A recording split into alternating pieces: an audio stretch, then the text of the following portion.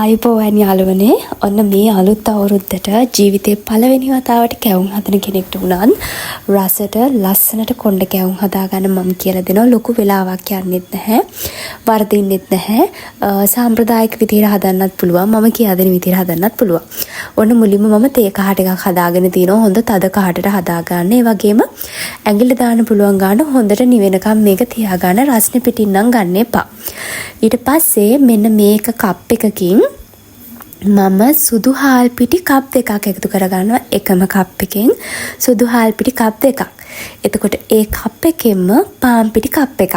සුදු හාල් පිටි කප් දෙකයි, පාන් පිටි කප් එකයි. ඒ කප් එකෙන්ම තමයි ඊළඟට අපි සීනි එකතු කරගන්නේ.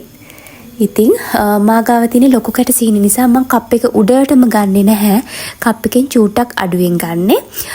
ඊට පස්සේ ලුණු එකතු කරගන්නවා. එක රස අනුව ලුණු එකතු කරගන්න. ඊට පස්සේ කබල බැදගත්ත මාදුරු කුඩු කරලා එකතු කරගන්න. එක තියෙනවා නම් විතරයි.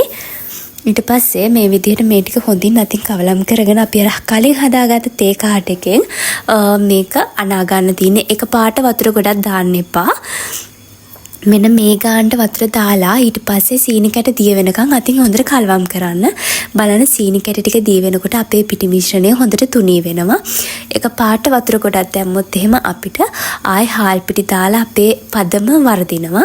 ඉතින් මේ විදිහට හරියට හදාගන්න. මුලින් තේ කහට ටිකක් දාලා උකුවට හදාගෙන සීනි කැට ටික දිය වෙනකන් අතින් හොඳට කලවම් කරන්න. ඕන දැන් අපේ කැවුම් බැටර් එක හරි.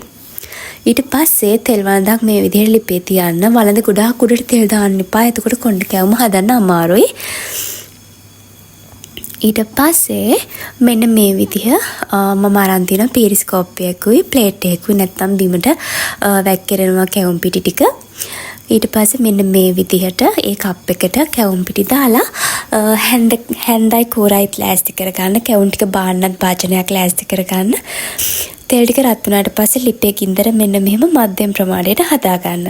ඔන්න ඉතින් දැන් අපි කැවුම් හදන්න යන්නේ. කැවුම් එක දාන්න කලින් තෙල් එක රත් වෙලාද කියලා බලන්න ඕනේ. ඉතින් මේ විදිහට එකපාරට මුලින් පිටි ටිකක් දාන්න. ඊට පස්සේ කැවුමේ ප්‍රමාණය ඕගලන්ට හරි ගියාට පස්සේ කැවුම උඩට වටෙන්ම බුබුලු දාලා පැතීගෙන උඩට එනකොට මෙන්න මේ විදිහට පිටි ටික ටික දාන්න. පිටි එකපාරට ගොඩක් දාන්න බෑ. ඒතකොට කැවුම ගොඩක් ලොකු වෙනවා. මේ වගේ පිටි චුට්ට දාලා උඩට තෙලෙන් උඩට ඔන්න ඔය විදිහට ආවට පස්සේ තෙල් හැන්දෙන් මෙන්න මේ විදිහට තෙල් ටිකක් කැවුම උඩට ඉහ ගන්න. ඒ ඉහලා කූරෙන් ඒ උඩට ආපු ටික චුට්ටක් සිදුරු කරලා මේ විදිහට පැත්ත හරවලා වටෙන් මිරික අපිට කොණ්ඩ කැවුමේ කොණ්ඩේ හදාගන්න තියෙන්නේ. ඉතින් ඉස්සෙල්ලා හදන කෙනෙක්ට සාම්ප්‍රදායික විදිහට හදන්න අමාරුයි. මේ විදිහට හදන්න ගොඩක් ලේසි. ඒ නිසා මුලින් අතහුරු වෙනකන් මේ විදිහට හදන්න. ඉතින් මේ විදිහට කැවුම් පිටියක හේතුවට පස්සේ මම මේ හදපු ගමන්ම තමයි හදන්නේ. මේක පැයක් දෙකක් තිබ්බත් කිසි ප්‍රශ්නයක් නැහැ. මම හදන්නේ මේ එදපු ගමන්ම තමයි හදන්නේ. ඉතින් මේ විදිහට ඊට පස්සේ කොණ්ඩේට හොඳට තෙල් ලියගෙන කැවුම ලස්සනට රන්වන් පාට වෙන්න බැදුනට පස්සේ අපිට පුළුවන් තෙල් එකෙන් අයින් කරගන්න. බලන්න ලස්සන රන්වන් පාටකට අපේ කැවුම් එක හරි කියලා තිනවා. ඉතින් දෙවෙනි කැවුමත් මම මේ විදිහට දාලා පෙන්නන්න.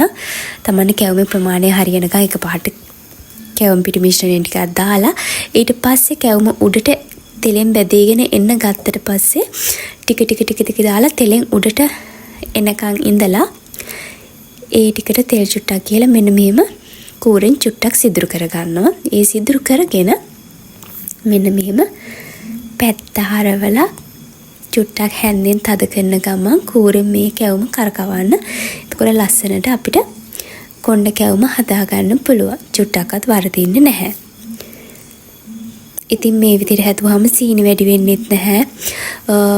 පාන් පිටි වැඩි වෙන්නෙත් නැහැ. ගානට හැමදේම අනික වරදින්නෙත් නැහැ. බොහොම ලේසියෙන් හදාගන්න පුළුවන්. ඉතින් මේ සිංහල අවුරුද්දට ඔයගොල්ලෝ අනිවාර්යෙන් ගෙදර කොණ්ඩ කැවුම් හදන්න බලන්න. උණුවේ අපි බාන ලස්සන කොණ්ඩ කැවුම්. ඉතින් මේවට දාන්න අවශ්‍ය වෙන්නේ නැහැ සීනි කර කරලා දාන්න ඕනෙත් නැහැ. රෑපිටි යනලා උදේ එදලා කැවුම් හදන්න ඕනෙත් නැහැ. ලොකු වෙලාවක් යන්නේ නැහැ. ටක් ගාලා හදා ගන්න පුළුවන්. ඉතින් මේ සාම්ප්‍රදායික විදිහට තමයි මම කැවුම් එක හදන්නේ. ඒක ඉතින් ගොඩක් කට්ටියට එකපාරට කරගන්න අමාරුයි. එතකොට කූරයි හැන්දයි දෙකම එකපාරට ටක් ගාලා වැඩ කෙරෙන්න ඕනේ. ඒ නිසා ඊට වඩා පහසුයි පැත්ත පෙල්ලලා කොණ්ඩ කැවුම හදාගන්න එක ඉසිසලා වගේ හදන කෙනෙක්ට. ඉතින් මේ ඒ විදිහට හදලා ගන්න කොණ්ඩ කැවුම්. ඉතින් ඔයාලට පුළුවන් හැඳි කැවුම් හදන්නත් කොණ්ඩ කැවුම් හදන්නත් හැම කැවුම් එකම හදන්න ගන්න මේ පිටි මිශ්‍රණය තමයි මේ විදිහට. හැඳි කැවුම් උනත් ඔයාලට හදා ගන්න පුළුවන් කිසිම ප්‍රශ්නයක් නැතුව ලස්සනට හදා ගන්න පුළුවන්.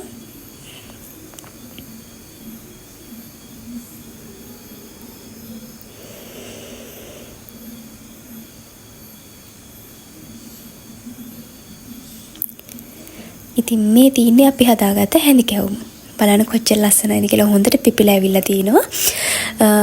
පිටිය කනපු ගමන් විව්වත් හොඳටම පිපිලා ඇවිල්ලා තිනවා.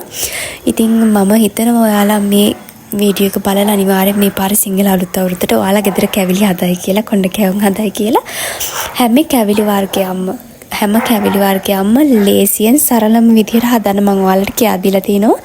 ඉතින් මගේ වීඩියෝස් එක දිගටම ඉන්න Easy Kitchen මගේ channel එක තාම subscribe කරලා නැත්නම් subscribe කරන්න අමතක කරන්න එපා.